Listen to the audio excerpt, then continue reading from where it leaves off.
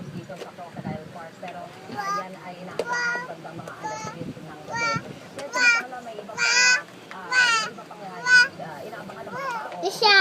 Na ang feeding program. Hi! Ulitin ko lang ang iba sa mga detalye tungkol sa medical vision. Mag-uumpisa yan ng 10 a.m. hanggang 1 p.m. Amo na nang milka! ng mga numbers. Nicole! 1,000 people ay mag-uumpisa ng 8 a.m. Para magyapon si Jay.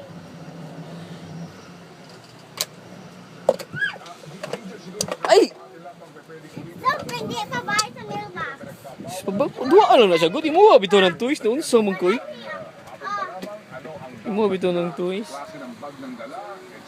Balik mo sa quality.